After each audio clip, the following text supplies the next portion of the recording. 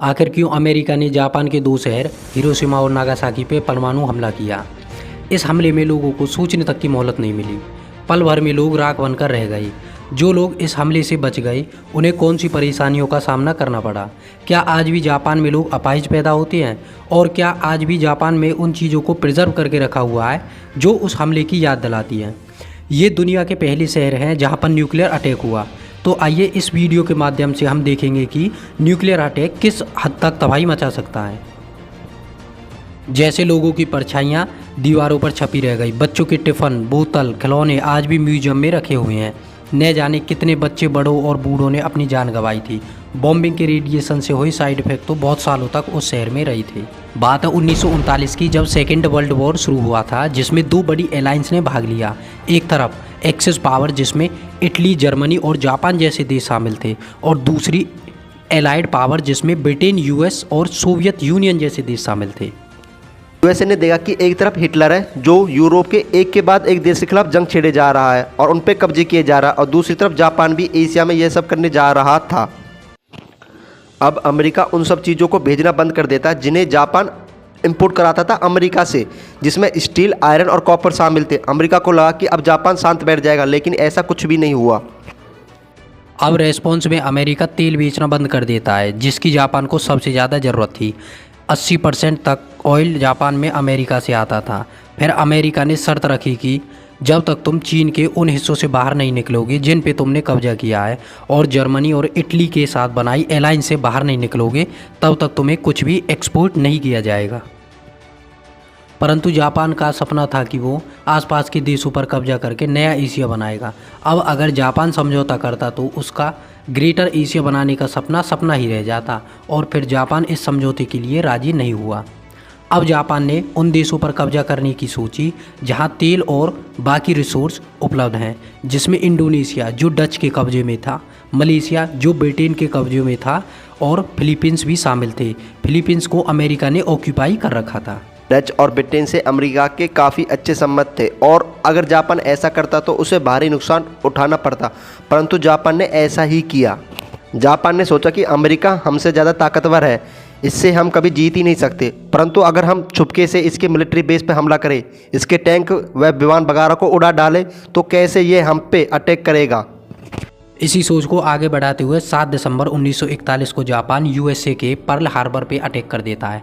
तकरीबन 2 घंटे में वो 15 नेवी शिप्स, एयरक्राफ्ट्स, लगभग 3000 मिलिट्री के लोग मारे जाते हैं, और इसके बाद जापान फिलीपींस पे कब्जा कर लेता है। अब अमेरिका जैसा ताकतवर देश शांत बैठने वाला कहाँ था।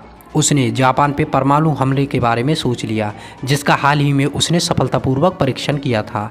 अब जापान को पता ही नहीं था कि परमाणु बम जैसी कोई चीज़ भी होती है। लगातार वर्ल्ड वार 2 में मारे जाने वाले सैनिक और भारी नुकसान के साथ इटली सरेंडर कर देता है। 30 अप्रैल 1945 को हिटलर सुसाइड कर लेता है। इसके बाद जर्मनी भी हार मान लेता है, परंतु जापान पीछे हटने को तैयार नहीं था। अब जापान को शांत करना जरूरी था। अमेरिका ने सोचा क्यों ना हम परमाणु हमले से पहले जापान को वार्निंग दें, उसके साथ समझौता करें, परंतु इन सब को जापान ने इग्नोर किया, और अमेरिका ने अब सोच लिया कि हम जापान पे न्यूक्लियर अटैक करेंगे। 6 अगस्त 1945 को बोइंग B-29 विमान हिरोशिमा शहर के ऊपर गुजरता है, जिसमें लिटिल बॉय नाम का दुनिया का पहला एटॉमिक बम था। सुबह के लगभग 8:15 पर यह बोइंग हिरोशिमा शहर के ऊपर गिराया जाता है, जो शहर के लगभग 400 मीटर ऊपर फटा, और अमेरिकन न्यूक्लियर अटैक करने वाला दुनिया का पहला देश बन जाता है।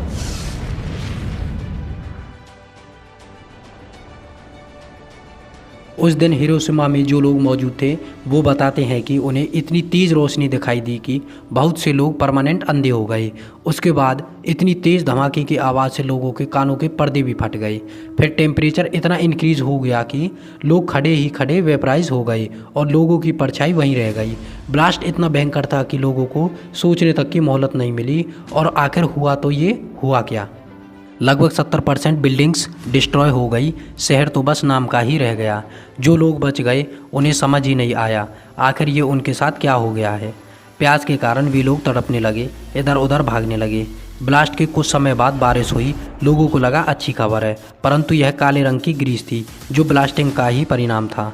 जो लोग बच गए वे कुछ महीनों बाद, सालों बाद रेडिएशन की वजह से मारे गए। जो लोग अपाहिज हो गए थे उनके बच्चे आज भी अपाहिज पैदा होते हैं। इसके बाद भी जापानी मिलिट्री के कट्टर लोग मानने को तैयार नहीं थे कि उन्होंने कहा कि एक बम भी तो गिरा है, क्या हुआ।